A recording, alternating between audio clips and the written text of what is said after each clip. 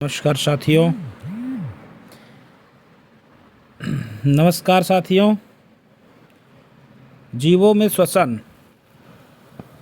आइए इस चैप्टर को हम और आप पढ़ते हैं, है ना। जीवों में श्वसन, इसको पढ़ते हैं और इसको समझते हैं।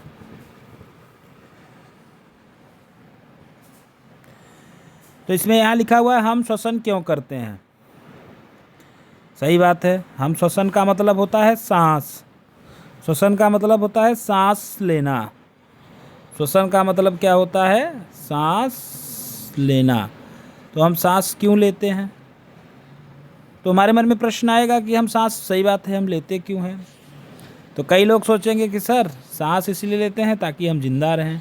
हाँ ठीक है, जिंदा तो रहेंगे, लेकिन आपको पता है श्वसन का एक और अच्छा बेनिफिट ये है कि इससे हमको ऊर्जा प्रदान होती है। श्वसन से हमको क्या मिलती है? ऊर्जा मिलती है। तो मेन कारण क्या है? इसी ऊर्जा का उपयोग करते हैं हम अपने जीवन को जीने के लिए। तो यहाँ देखिए लिखा है, सभी सूक्ष्म जीव इकाइयों से बने होते हैं जिन्हें कोशिका कहते हैं। कोशिका जीव की सबसे छोटी संरचनात्मक एवं क्रियात्मक इकाई है। ठीक है, जीव की प्रत्येक कोशिका पोषण, परिवहन, उत्सर्जन और जनन जैसे कुछ कार्य को संपादित करने में कुछ न कुछ भूमिका निभाती है। इन कार्यों को करने के लिए कोशिका को ऊर्जा की आवश्यकता होती है। यहाँ तक कि हमें खाना खाने, सोते अथवा पढ़ते समय भी ऊर्जा की आवश्यकता होती है। अर्थात हम कोई भी कार्य करते हैं, हमको ऊर्जा की आवश्यकता होती है। लेकिन यह ऊर्जा आती कहाँ से है? तो आपके माता पिता आपसे नियमित रूप से भोजन करने के लिए आग्रह क्यों करते हैं? सही बात है, भोजन में संचित ऊर्जा श्वसन के समय निर्मुक्त होती है, मतलब बाहर निकलती है। अतः सभी जीवों को भोजन से ऊर्जा प्राप्त करने के लिए श्वसन की आवश्यकता होती है। तो श्वसन की आवश्यकता क्यों होती है? भोजन से ऊर्जा प्राप्त करने के लिए। एक मोस्ट इम्पॉर्टेंट चीज़ है, लिख लीजिए, भोजन से ऊर्जा प्राप्त करने के लिए हमको किसकी आवश्यकता पड़ती है? श्वसन की आवश्यकता होती है। ठीक है, श्वसन प्रक्रम में हम पहले सांस द्वारा वायु को शरीर के अंदर ले जाते हैं। वायु में ऑक्सीजन होती है, फिर हम सांस छोड़ते हुए वायु को शरीर से बाहर निकालते हैं। इस वायु में सांस द्वारा अंदर ली गई वायु की तुलना में कार्बन डाइऑक्साइड की मात्रा अधिक होती है। अब आप ऐसे समझिए कि जब हम सांस को अंदर लेते हैं तो नाइट्रोजन कितना रहता है? 71%। ऑक्सीजन कितना रहता है? 21%। CO2 और अन्य गैस, नाइट्रोजन 78% रहता है, सॉरी 71% नहीं रहता है। CO2 और अन्य गैस, CO2 जो रहती है वो 0.04% होती है जब हम क्या करते हैं? सांस को लेते हैं। लेकिन जैसे ही हम सांस को बाहर निकालते हैं तो नाइट्रोजन 78 का 78% रहता है, इसमें कोई बदलाव नहीं होता है। ऑक्सीजन 4% करके 17% हो जाता है और CO2 4% बढ़ जाता है, जिस कारण से हम कहते हैं कि हम ऑक्सीजन को लेते हैं। क्योंकि यहाँ ऑक्सीजन का रेशियो कम हो रहा है, ये जब बाहर निकाल रहे हैं तब की बात है, और ये जब अंदर ले रहे हैं तब की बात है। तो जब हम बाहर निकाल रहे हैं तो देख रहे हैं नाइट्रोजन 78% है, ऑक्सीजन 17% हो जा रहा है और कार्बन डाइऑक्साइड 4% बढ़ जा रहा है। तो इसका मतलब ये है कि कार्बन डाइऑक्साइड जो हो रहा है वो हम निर्मुक्त कर रहे हैं, यानी बाहर कर रहे हैं, और ऑक्सीजन जो है उसको हम ले रहे हैं। तो यही कहा जाता है कि हम ऑक्सीजन को क्या करते हैं? ग्रहण करते हैं। यही चीज़ यहाँ पे कह रहा है, अर्थात यह कार्बन डाइऑक्साइड समृद्ध होती है। हम जिस वायु को सांस के द्वारा अंदर लेते हैं उसमें उपस्थित ऑक्सीजन शरीर के सभी भागों में और अंततः प्रत्येक कोशिकाओं में लाई जाती है। कोशिकाओं में यह ऑक्सीजन भोजन के विखंडन में सहायता करती है। ठीक है, कोशिकाओं में भोजन के विखंडन के प्रक्रम में ऊर्जा मुक्त होती है। ठीक है, कोशिकीय श्वसन कहते हैं। कोशिकीय श्वसन किसे कहते हैं? कोशिकीय श्वसन उसे कहेंगे कि जब कोशिका में जब हम भोजन को जो संचित किए रहते हैं, संचित भोजन जब क्या होता है, कोशिका में ऑक्सीजन पहुंचती है और ऑक्सीजन क्या करती है, उस भोजन को तोड़ती है, फलस्वरूप ऊर्जा मिलता है। ठीक है, कैसे तोड़ती है, यहाँ देखिए। कोशिका के अंदर भोजन ग्लूकोज ऑक्सीजन का उपयोग करके कार्बन डाइऑक्साइड और जल में विखंडित हो जाता है। जब ग्लूकोज का विखंडन ऑक्सीजन के उपयोग के द्वारा होता है तो यह वायवीय श्वसन कहलाता है। वायवीय श्वसन में क्या होता है, ऑक्सीजन क्या होता है जब जाता है तो ग्लूकोज को क्या कर देता है, तोड़ देता है। किसकी बाद में तोड़ता है, C6H12 और O6 के साथ जब O2 यानी ऑक्सीजन मिलता है तो ऑक्सीजन करता क्या है, इसको तोड़ता है। किस में तोड़ता है, CO2 में तोड़ता है और H2O जल में तोड़ देता है। तो इस प्रकार का कार्य क्या करता है, ये ऑक्सीजन करता है जब हमारे कोशिकाओं में जाता है। अच्छा, ऑक्सीजन की उपस्थिति में होने वाले श्वसन को वायवीय श्वसन कहते हैं और ऑक्सीजन की अनुपस्थिति में जब भोजन विखंडित होता है तो यह प्रक्रम अवायवीय श्वसन कहलाता है। भोजन के विखंडन से ऊर्जा निरुक्त होती है, जैसे ग्लूकोज ऑक्सीजन की उपस्थिति में, कार्बन डाइऑक्साइड, जल एवं ऊर्जा। ठीक है, आगे देखते हैं। संभवतः आपको मालूम होगा कि ईस्ट का उपयोग हम किस लिए करते हैं, एल्कोहल को बनाने के लिए। किसके लिए करते हैं, एल्कोहल के। और ईस्ट क्या करता है, अवायवीय श्वसन करता है, सीधी सी बात जान लीजिए। और जब ये ऑक्सीजन से क्रिया करता है तो यह एल्कोहल का निर्माण कराता है। यहाँ देखिए क्या है, ईस्ट जैसे अनेक जीव वायु की अनुपस्थिति में जीवित रह सकते हैं। ऐसे जीव अवायवीय श्वसन के द्वारा ऊर्जा प्राप्त करते हैं, इन्हें अवायवीय जीव कहते हैं। ऑक्सीजन की अनुपस्थिति में ग्लूकोज एल्कोहल और कार्बन डाइऑक्साइड में विखंडित होता है। ग्लूकोज को ये क्या करते हैं, ऑक्सीजन की अनुपस्थिति में एल्कोहल के और कार्बन डाइऑक्साइड के रूप में क्या कर देते हैं, विखंडित कर देते हैं, जैसा कि निम्न समीकरण में दिखाया गया है। ये देखिए, जब ग्लूकोज को ऑक्सीजन की उपस्थिति में तोड़ेंगे तो वहाँ क्या बनेगा, वहाँ आपने देखा था वहाँ कार्बन डाइऑक्साइड यानी CO2 बनता है और जल बनता है और ऊर्जा उत्पन्न होती है। लेकिन जब क्या कहते हैं, ग्लूकोज ऑक्सीजन की अनुपस्थिति में ईस्ट जैसे जीव जब उसको तोड़ेंगे तो वो एल्कोहल, कार्बन डाइऑक्साइड और ऊर्जा करेंगे। मैं यहाँ ईस्ट जैसे जीव का उपयोग इसलिए कर रहा हूँ क्योंकि मानव में भी अवायवीय श्वसन होता है। लेकिन जब मानव अवायवीय श्वसन करता है तो वो जो तोड़ता है क्या कहते हैं, ग्लूकोज को, तो वहाँ एक प्रकार का क्या कहते हैं, यूरिक एसिड का निर्माण करता है। लैक्टिक अम्ल जिसको हम जानते हैं, जिसको हम किस नाम से जानते हैं, लैक्टिक अम्ल, जो हमारे शरीर में, हमारी मांसपेशियों में क्या करता है, दर्द उत्पन्न करता है। अभी देखिए आगे इसमें दिया जाएगा।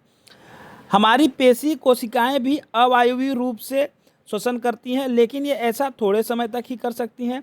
वास्तव में यह प्रक्रम उस समय होता है जब ऑक्सीजन की अस्थायी रूप से कमी हो जाती है। बहुत देर तक व्यायाम करने, तेजी से दौड़ने, कई घंटे टहलने, साइकिल चलाने अथवा भारी वजन उठाने जैसे अनेक कार्यों के लिए अधिक ऊर्जा की आवश्यकता होती है। लेकिन ऊर्जा उत्पन्न करने के लिए हमारे शरीर को ऑक्सीजन की आपूर्ति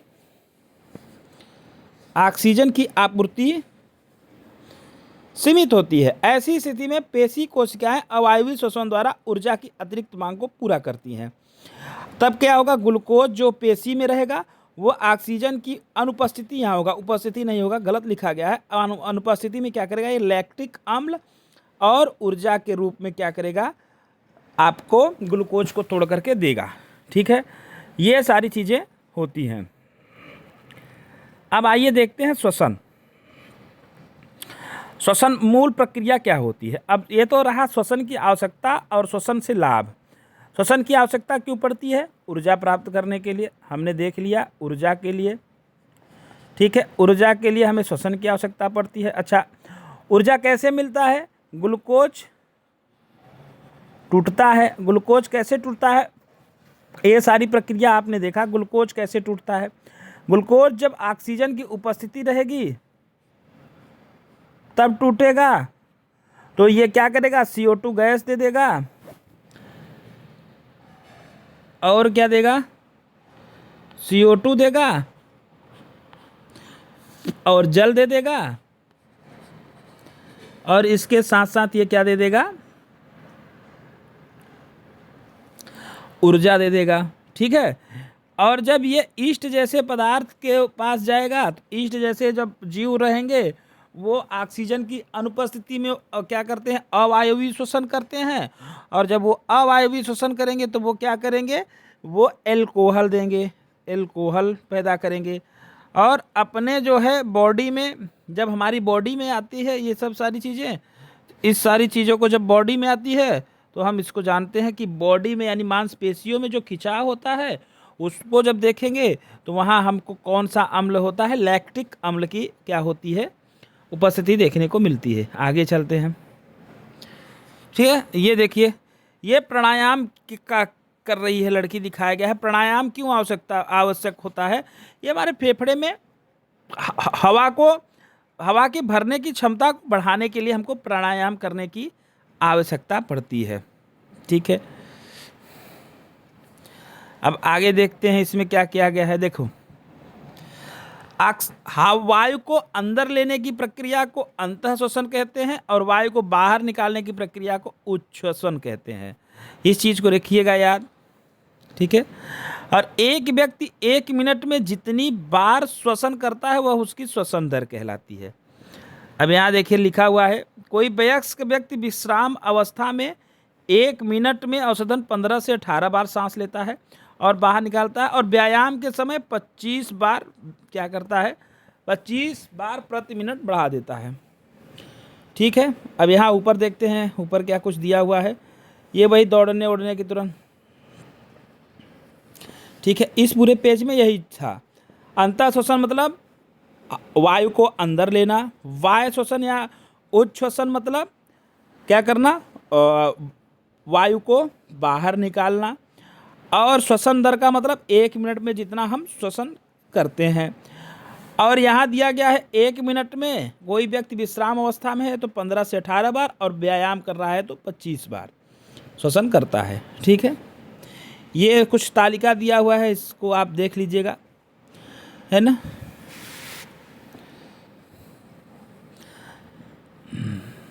अच्छा, शारीरिक क्रियाकलाप के बाद हमको ज़्यादा भूख क्यों लगती है, ये भी एक प्रश्न है। तो इसका भी कारण है कि जब हम ज़्यादा शारीरिक क्रियाकलाप करेंगे तो हमको ज़्यादा ऑक्सीजन की आवश्यकता पड़ेगी, और जब ज़्यादा ऑक्सीजन पड़ेगा तो हमको ज़्यादा ऊर्जा बनाने की आवश्यकता पड़ेगी, और ज़्यादा ऊर्जा होगी तो जो हमारी संचित ऊर्जा है वो ख़त्म हो जाएगी, और जैसे ही संचित ऊर्जा ख़त्म होगी तो वो फिर क्या होगा, हमको भूख लगेगी, ताकि हमको ऊर्जा की आवश्यकता फिर से पड़ने लगेगी। तो ये सारी चीज़ें इसमें क्या होती हैं, होती रहती हैं।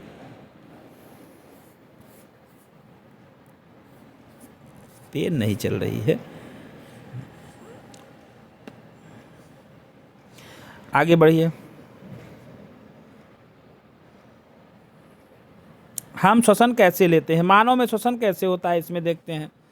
तो सबसे पहले नासा गुहा यानी नासिका के द्वारा क्या होती है, नासिका के द्वारा श्वसन होता है।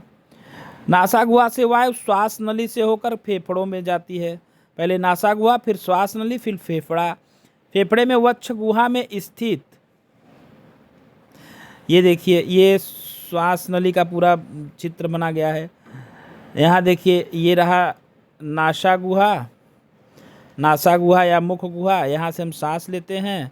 फिर ग्रसनी से होते हुए कहाँ चली जाती है, श्वास नली में जाती है, और श्वास नली से फिर फेफड़े से फिर फसलियों से होते हुए शरीर से बाहर निकल जाती है। होते हुए वक्ष गुहा के पास पसलियों से घिरी रहती है। एक बड़ी परत, जो नीचे जो एक बड़ी परत है यहाँ, ये इस परत को देखिए, ये जो परत है इसको डायाफ्राम बोलते हैं। जब हम सांस को अंदर लेते हैं तो डायाफ्राम ऐसे रहता है, और जब सांस बाहर करते हैं तो डायाफ्राम ऐसे हो जाता है,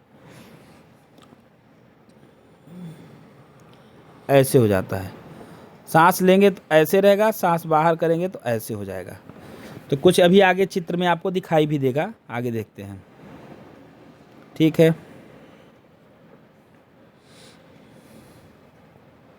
ये देखिए, जब सांस अंदर ले रहे हैं तो डायाफ्राम अपनी स्थिति में है, सामान्य सी स्थिति में है, और जब सांस बाहर निकाल रहे हैं तो डायाफ्राम क्या हो जा रहा है, उठ जा रहा है। देखिए, ज़्यादा यहाँ कम उठा हुआ था और यहाँ क्या हुआ, ज़्यादा प्रेशर निकाल करके बाहर कर दिया। तो ये डायाफ्राम का कार्य है। बाकी चीज़ें यहाँ पे कुछ नहीं लिखा हुआ है, आगे चलते हैं। ये इसने क्रियाकलाप करके दिखाया हुआ है, इसको भी स्लाइड्स करते हैं, आगे चलते हैं। ये भी क्रियाकलाप दिया हुआ है। अब यहाँ देखते हैं अन्य जीवों में श्वसन। ये मानव में श्वसन की पूरी चीज़ हो गई। देखिए मानव में जो श्वसन की पूरी व्याख्यान है वो मैं आपको बता देता हूँ। यहाँ शायद कुछ चीज़ें छूट रही हैं।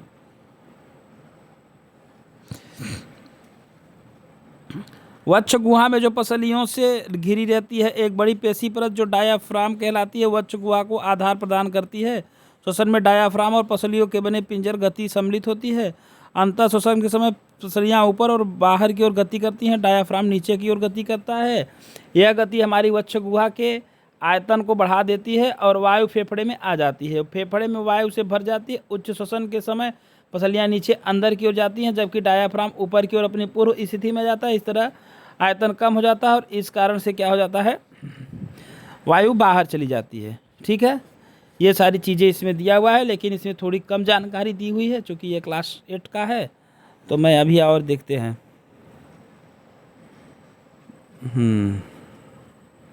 इसमें बहुत चीज़ें नहीं दिया हुआ है, लेकिन मैं आपको यहाँ थोड़ा सा समझा देता हूँ।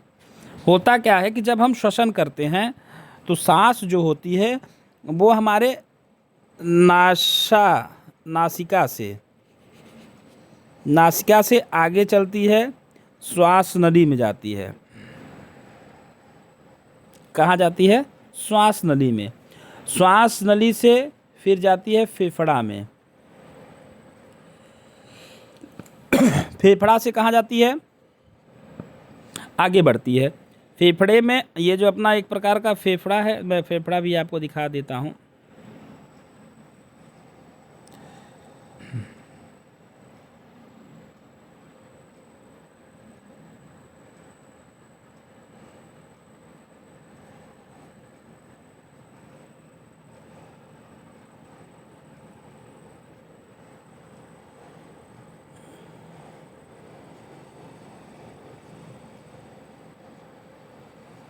ये कुछ इस तरीके का फेफड़ा होता है, इस तरीके का।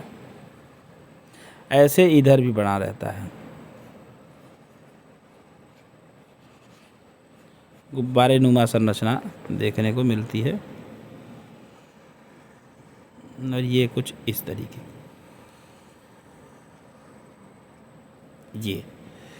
ये आप फेफड़ा देख रहे हैं। ठीक है, ये श्वास नली है। इसको आगे जब ये जानती है तो इसको ब्रोंकियोलेस के नाम से जानते हैं, और इसको एल्वेली इंग्लिश में कहते हैं, हिंदी में वायु कोष्ठ कहते हैं। इसी वायु कोष्ठ में पतली पतली नसें पाई जाती हैं और उसी के अंदर पाया जाता है अपना ब्लड यानी खून। खून में हीमोग्लोबिन होता है। क्या होता है? याद रखिएगा, हीमोग्लोबिन। हीमोग्लोबिन क्या करता है, यहाँ एल्वोलिस यानी वायु कोष्ठ से ऑक्सीजन ले लेता है और इसी एल्वोली में और CO2 गैस को क्या कर देता है, वापस दे देता है। और फिर हीमोग्लोबिन इस ऑक्सीजन युक्त रक्त को लेकर के कहाँ सीधे चला जाता है, माइक्रोकॉन्ड्रिया में लेकर के जाता है। और माइक्रोकॉन्ड्रिया में क्रेब्स चक्र चलता है। याद रखिएगा, क्रेब्स चक्र जब पूछेगा कहाँ चलता है तो ये आपके माइक्रोकॉन्ड्रिया में चलता है। और वहाँ फलस्वरूप क्या होता है, ऊर्जा उत्पन्न होती है, जिसको हम ATP कहते हैं। एक बार में 2 ATP ऊर्जा उत्पन्न होती है। ठीक है, और इस तरीके से हमको लगातार क्या होता है, श्वसन की आवश्यकता पड़ती है। और हम 16 बार श्वसन करके 32 ATP 36 ATP जो हो भी हमको ऊर्जा की आवश्यकता होती है, 1 मिनट में उतनी ऊर्जा को हम क्या कर लेते हैं, निकाल लेते हैं। तो इस तरीके का पूरा श्वसन की प्रक्रिया होती रहती है। तो ये फेफड़ा जो होता है ये अंतिम, ये एक प्रकार का टंकी होता है जहाँ पे हमारे क्या रख के रहते हैं, वायु जहाँ पे हमारी क्या होती है, भरी रहती है। ठीक है, आगे बढ़ाते हैं और आगे। हाँ, ये मानव में हो गया। अब अन्य जीवों में देखते हैं, जैसे हाथी, शेर, गाय, बकरी, मेढक, छिपकली, सर्प, पक्षियाँ आदि जंतुएं वक्ष गुहाओं में मनुष्य की भांति फेफड़ा होता है। तो मनुष्य की भांति फेफड़ा किस में होता है? हाथी में, शेर में, गाय में, बकरी में, मेढक में, छिपकली में, सर्प में, पक्षियों में। इन सब में आदि जंतुओं को वक्ष गुहाओं में मनुष्य की भांति फेफड़ा होता है। जीव श्वसन कैसे करते हैं? क्या इनमें मनुष्य के फेफड़े जैसे श्वसन होता है? आइए पता करते हैं। देखिए ये काकरोच के बारे में बता रहे हैं। काकरोच के शरीर के पार्श्व भाग में छोटे छोटे छिद्र होते हैं और अन्य कीटों के शरीर में भी इसी प्रकार के छिद्र होते हैं। ये छिद्र श्वास रंध्र कहलाते हैं। कीटों के गैस विनिमय के लिए वायु नलिकाओं का जाल बिछा होता है जो श्वास प्रणाली या वातक कहलाते हैं। ऑक्सीजन समृद्ध वायु श्वास रंध्र में श्वसन नालों के में जाकर शरीर के उत्तक विस्तृत होता है और शरीर में प्रत्येक कोशिकाओं पहुंच जाता है। इस प्रकार कोशिकाओं से कार्बन डाइऑक्साइड श्वास नली में जाता है और श्वास रंध्रों से बाहर निकल जाता है। श्वास नाल अथवा श्वास प्राण केवल कीटों में पाए जाते हैं। केवल कीटों में इस प्रकार का श्वसन देखने को मिलता है। केचुआ में कैसे होता है? केचुए की त्वचा स्पर्श पर आर्द्र और श्लेमिश प्रतीत होती है। इसमें गैसों का आवागमन आसानी से हो जाता है। यद्यपि मेढक में मनुष्य के बाद फेफड़े होते हैं तथापि ये अपनी त्वचा से भी श्वसन करते हैं जो आर्द्र श्लेमशीय होता है। जैसे जो मेढक जमीन के अंदर धंसे रहते हैं और केचुआ, ये दोनों अपने त्वचा से श्वसन करते हैं। याद रखिएगा, ये त्वचा देखिए, त्वचा से श्वसन करते हैं। जल में श्वसन के लिए मछलियों में क्लोम पाया जाता है। यहाँ देखिए सीधा सीधा बता रहा है, मछलियों में क्लोम या गिल मिलते हैं। ये किसके लिए होता है? मछलियों में क्लोम या गिल पाया जाता है। क्लोम या जल में घुली ऑक्सीजन का उपयोग करके उसकी सहायता से क्या करते हैं, ये त्वचा से ऑक्सीजन ले लेते हैं और बाकी चीज़ों को बाहर कर देते हैं। पादप यानी पेड़ पौधे, पेड़ पौधे भी देख लीजिए, पादप भी जीवित रहने के लिए श्वसन करते हैं। ये वायु से ऑक्सीजन अंदर लेते हैं और कार्बन डाइऑक्साइड गैस को निर्मुक्त करते हैं।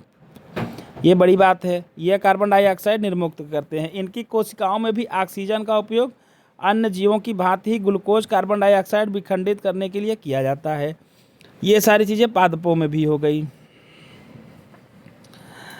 अब आगे चलते हैं हम क्वेश्चन की तरफ। जो श्वसन से हमारा मोस्ट इम्पॉर्टेंट जो क्वेश्चन है उसको मैं लेकर के आपके सामने आया हूँ। चलिए आइए 50 क्वेश्चन है, उनको मैं देख लेता हूँ आपके सामने। श्वसन किस प्रकार की प्रक्रिया है? तो एक अपचयी की प्रक्रिया है। श्वसन में किस गैस का उपयोग होता है? तो ऑक्सीजन का उपयोग होता है। श्वसन में किसका उत्सर्जन होता है? तो कार्बन डाइऑक्साइड का उत्सर्जन होता है। कोशिका में श्वसन कहाँ होता है? तो अभी मैंने बताया आपको माइक्रोकांड्रिया में होता है। यही क्या होता है? क्रेब्स चक्र चलता है, याद रखिएगा। श्वसन का मुख्य अंग क्या है? फेफड़ा है। मानव श्वसन दर प्रति मिनट कितनी होती है? तो अभी आपने पढ़ा था 15 से 18 बार। विश्रामावस्था में ये पूछ रहा है तो 15 से 18 बार। मछलियों में श्वसन के लिए क्या पाया जाता है? गिल्स या क्लोम पाए जाते हैं। पौधों में श्वसन कहाँ होता है? पौधों में श्वसन कहाँ होता है? तो सभी जीवित कोशिकाओं में, है ना, मृत कोशिकाओं में, डेड सेल में नहीं होगा। श्वसन का प्रथम चरण कहाँ होता है? क्या कहलाता है? तो ये ग्लाइकोलाइसिस कहलाता है। ग्लाइकोलाइसिस कहलाता है प्रथम चरण। ये कहाँ होता है? तो ये कोशिका द्रव्य में होता है। ऑक्सीजन की उपस्थिति में श्वसन को क्या कहते हैं? वायवीय श्वसन कहते हैं। ऑक्सीजन की अनुपस्थिति में श्वसन को क्या कहेंगे? अवायवीय श्वसन कहेंगे। ग्लाइकोलाइसिस में कितने एटीपी बनती है ऊर्जा? तो 2 एटीपी ऊर्जा बनती है, जो मैंने पीछे आपको बताया था। श्वसन का ऊर्जा मुक्त करना क्या है कहलाता है? एटीपी कहलाता है। एटीपी का पूरा नाम क्या है? एडेनिन ट्राइफॉस्फेट है। मानव फेफड़े में कितनी अल्वोलियाँ पाई जाती हैं? तो 30। अल्वोलियों का मतलब होता है वायु कोष्ठ। एक एटीपी में कितनी ऊर्जा उत्पन्न होती है? 7.3 kcal कैलोरी ऊर्जा उत्पन्न होती है। श्वसन तंत्र का वैज्ञानिक अध्ययन क्या कहलाता है? पल्मोनोलॉजी कहलाता है।